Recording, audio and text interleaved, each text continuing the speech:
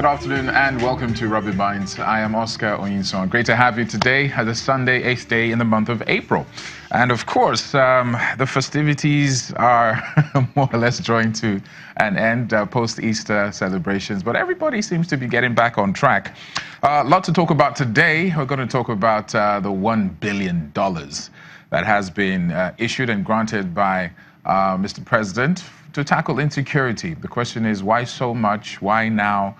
And is that the right amount of money to spend at this time? We'll take a look at that. We'll also take a look at another burning issue. This time it has to do with politics and pastors. Do pastors have any business in politics? Is there any harm in actually visiting your president? Well, this seems to be an issue. Talking about the Arewa pastors who visited the president, and they have been disowned by a number of Christian organizations and bodies. Why so serious? What's the issue? Is there an underlying story? Well, we'll find that out as well. Entertainment segment, we have someone who is usually behind the scene, behind a filter, but has decided to come out, and a lot of people are really happy about who he is, what he rants about. Stick around to find out who our mystery guest is on the entertainment segment. But for now, I have our usual culprit in the studio, Chydee Okereke. How you doing, my brother? Hi, Oscar. Great to have you back. And you've been quite busy on Twitter, as usual, but for another reason, I'll get to that in a moment. Let's quickly take this Arewa pastors visiting PMB.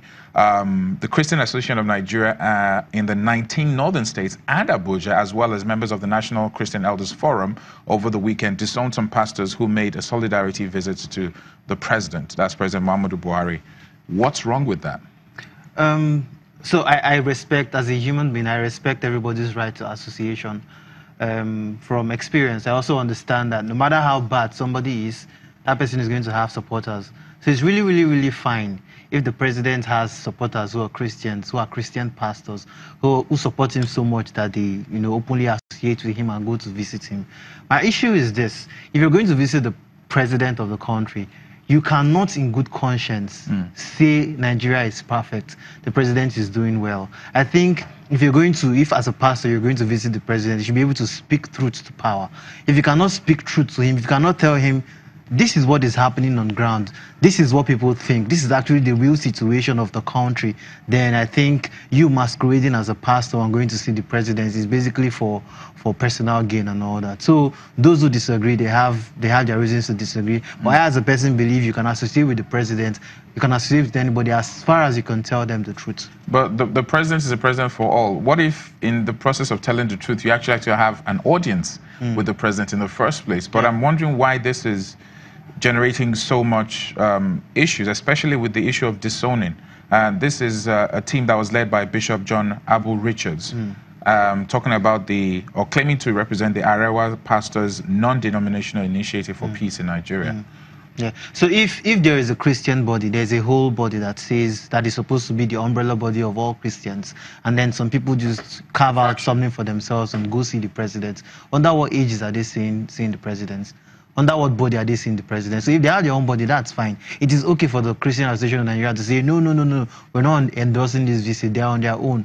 Are they condemning it? That's a different topic entirely. Are they saying, no, these people acted for their pockets or whatever? That's a different conversation. But as far as they're dissociating. When you talk about issue of pockets, we know that our president has very zero tolerance for corruption. I mean, what kind of, could there be any alternative reasons other than pockets? Well, the closer you are to power, the more access you have to certain things. I think I'm even alleging. I'm not saying they actually went there for their. Yeah, I'm also counter-alleging. I'm saying what I'm saying is that they possibly went there for their personal reasons. They also could have gone there because genuinely they think the president is working.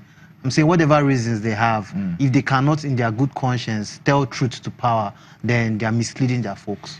But what's your take on the issue of pastors and politics? Do you think, I mean, if you have a cross-section of sermons around this period, a lot of them are directing towards consciousness, voting, leadership, getting your PVC, the rights to vote, etc. There's a role that the religious organizations play.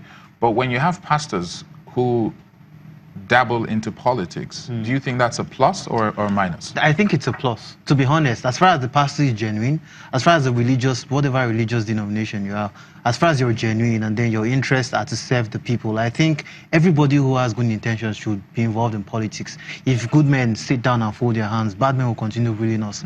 And that's the truth. I encourage all pastors, all churches to talk about politics, talk about voter consciousness, talk about people actual people who are members of those churches to get actively involved in politics. Because if not, we'll continue recycling the people who have been ruling us and continue facing the crunch of the economy and all that. Okay, on the front, let's just touch quickly on the issue of speaking the truth when it comes to not just pastors, but anybody who has access to the presidency and speaking the truth. Do you think sometimes it's easier said than done?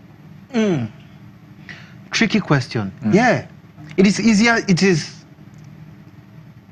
It is. It is actually easier said. I don't want to use the word easier said than done, but it's close to that. It is one thing to have access to the president of the country. Yeah, it's another thing to be able to sit to him in a room and tell him stuff. Yeah, but I feel like if you have that access, do not publicly. You can privately say certain things. Oh God, this is not how it is. Would you have that kind of access later on? That's a question for another day. If you want continuous access, then speaking truth to power has to be diplomatic. You're not doing it to insult. You're doing it to advise, to recommend. There are ways to do it. There are ways to talk to somebody. Some of the opinion that